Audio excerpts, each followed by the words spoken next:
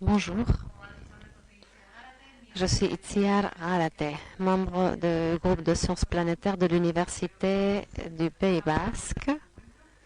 Il y en a d'autres membres. Ici, je suis membre de la commission PROAM de l'Association espagnole d'astronomie et membre du projet Europlanète dont je vais parler. Le projet Europlanète appartient à la société Europlanète sans but lucratif. Comme son nom indique, sa mission est de renforcer la communauté de sciences planétaires en Europe. Et pour ce faire, à peu près tous les 4 ans, on demande du financement à l'Union européenne. Actuellement, le projet que nous avons est une infrastructure de recherche Europlanète 2024 qui travaille sur différentes lignes, entre autres donner l'accès aux laboratoires à des professionnels qui ne font pas partie de certains laboratoires pour des expériences concrètes, développement de logiciels en machine learning, etc. Une ligne de travail dont je vais parler aujourd'hui, c'est le réseau de télescopes Europlanète. Ça fait partie de la ligne de travail générale dont le but est de soutenir la communauté des sciences planétaires européennes aussi bien professionnels qu'amateurs, diffuser face au public ces sciences planétaires par le biais de différentes activités. Et là, on entre donc dans le domaine PROAM, donc la collaboration pour renforcer les liens entre la communauté professionnelle et amateur. Ce projet a eu comme résultat l'organisation de plusieurs ateliers. Vous en voyez quelques images sur l'écran. On en a fait une à Londres sur la collaboration pour la mission Juno qui observe Jupiter actuellement. On a eu des ateliers virtuels à cause de la pandémie sur différents astéroïdes, comètes. L'atelier déjà cité qu'on a organisé le dernier mois de mai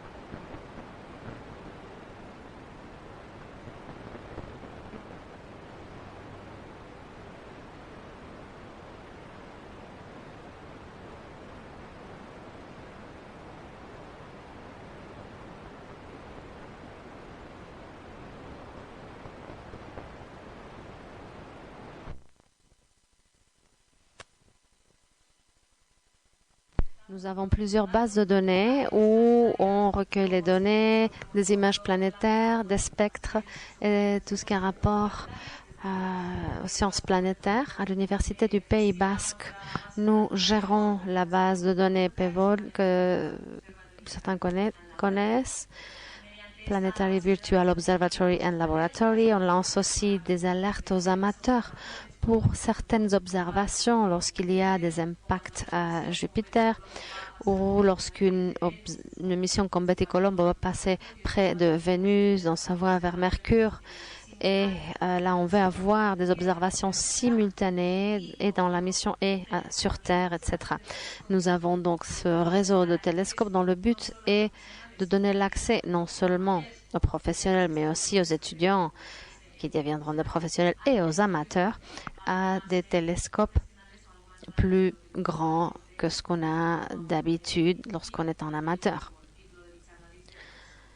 Et c'est justement le but d'aujourd'hui, de vous montrer qu'est-ce que c'est que ce réseau et comment le réseau fonctionne et à quoi ça sert.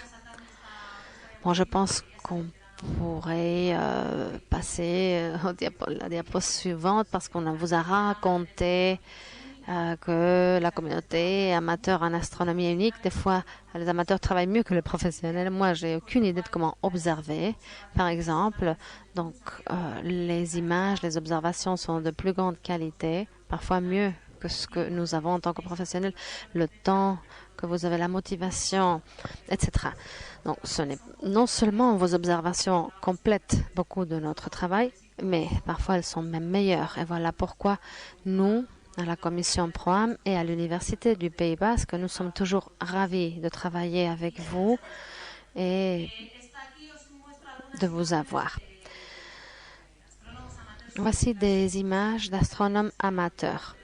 Dans les deux qui sont à droite, je n'ai pas mis les auteurs, je suis désolée. C'est des images prises par les amateurs avec leur propre télescope en planétaire, qui est mon domaine, en Jupiter parfait. C'est capté en Angleterre, il y a des nuages en Angleterre. Ben, voici Jupiter, Vénus, Saturne, etc.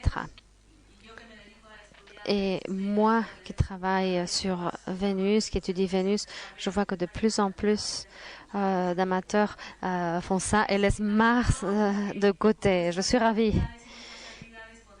Alors imaginez ce que vous pourriez faire avec vos capacités, avec vos connaissances, si vous avez un équipement un peu meilleur.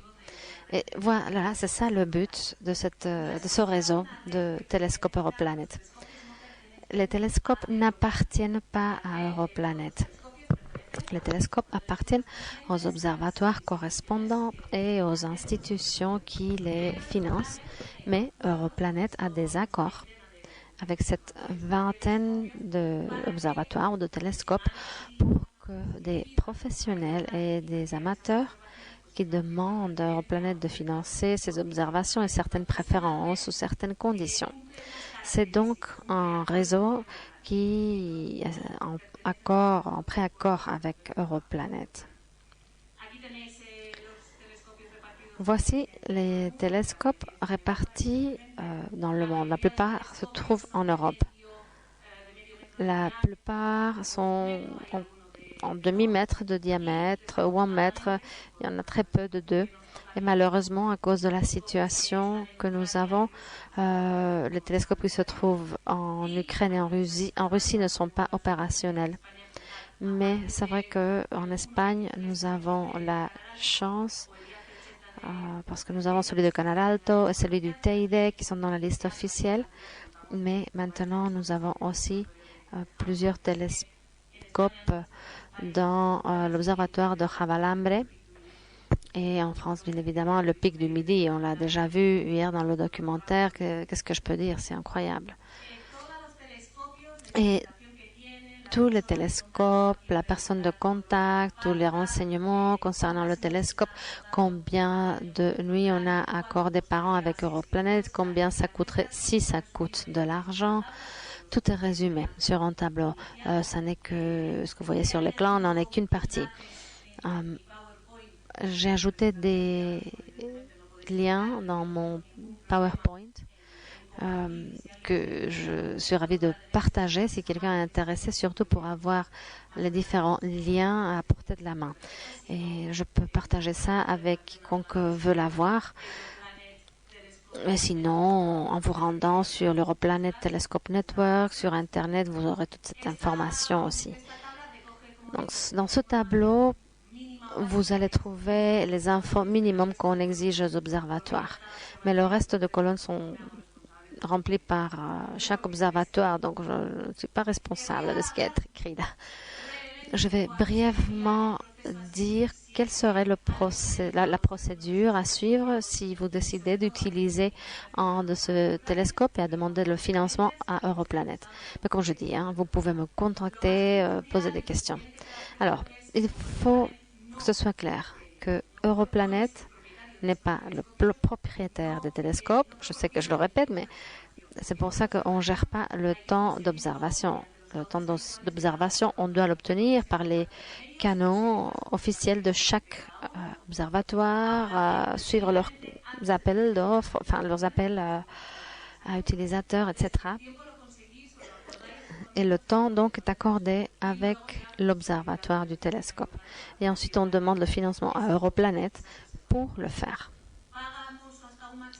Nous payons un maximum de 2 observateurs.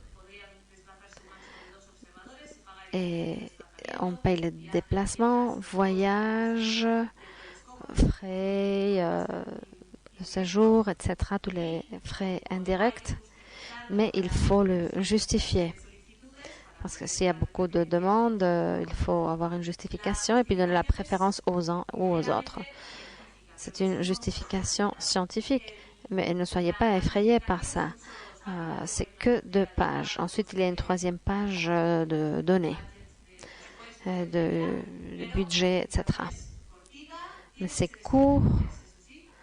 L'appel est court et il faut l'écrire en anglais. Ça oui, mais si vous avez des problèmes avec la langue, on est là pour vous aider. Cette justification scientifique doit être préparée pour accorder le temps d'observation avec l'observatoire. On peut la réutiliser. Il faut tenir compte du fait que le comité d'évaluation se réunit tous les 2 ou 3 mois. Donc si vous souhaitez faire des observations urgentes, ça n'est peut-être pas la façon idéale. Mais peut-être si on écrit le mot urgent dans le courrier, ça peut bien se passer, on ne sait jamais. Bon, il y a un formulaire à remplir. Il y a un appel à observation officielle. Les normes pour être remboursées. Il faut garder les factures et tout ça. Bon. Et j'ajoute 2 courriels. Celui du coordinateur du projet, Rupert Carl, qu'on peut écrire en anglais, ou bien Ricardo ou moi-même en espagnol, ou anglais, ou français, ou basque.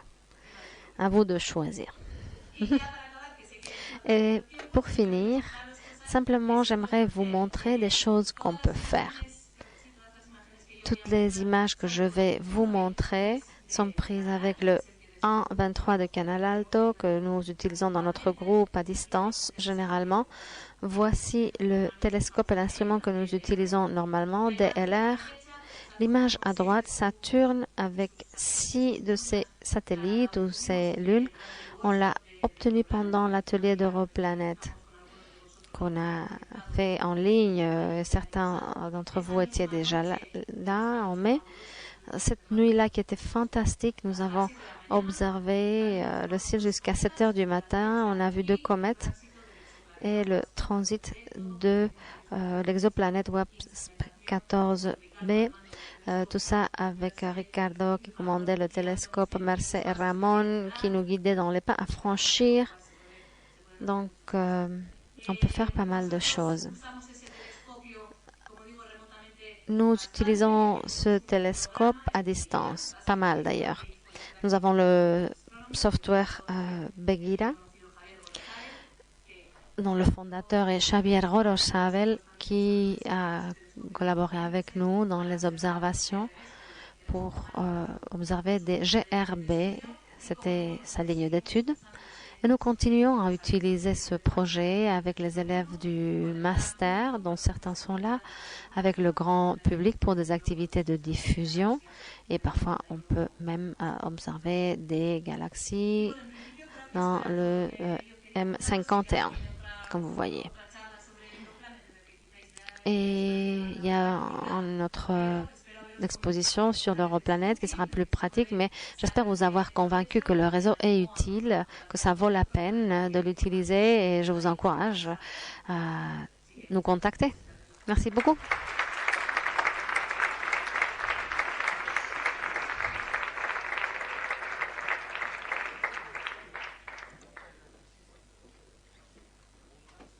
Y a-t-il de questions?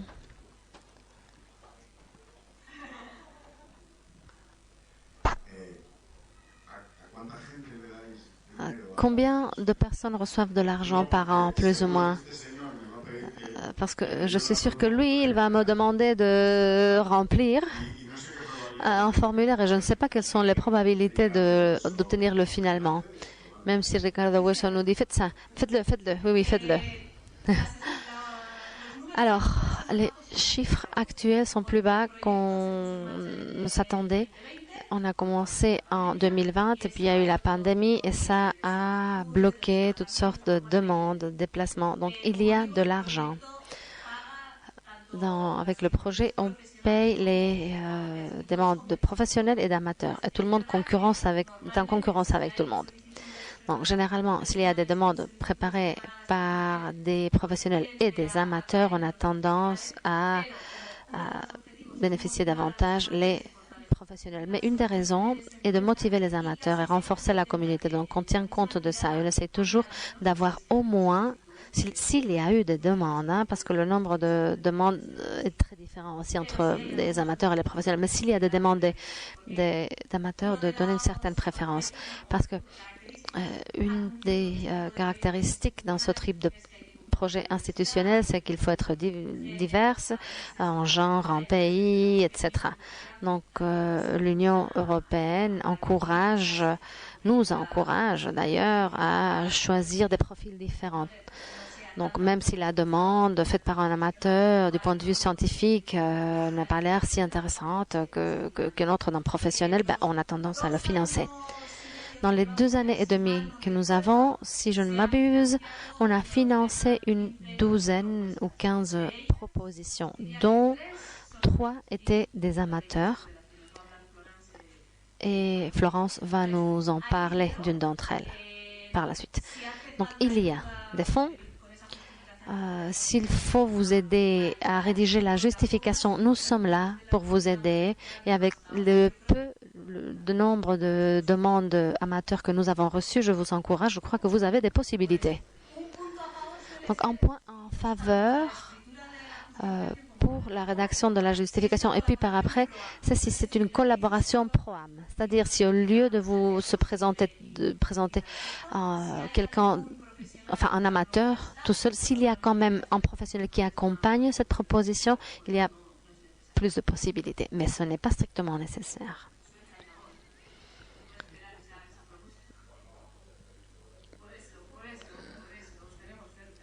On est prêt, on peut vous donner un coup de main. D'autres questions?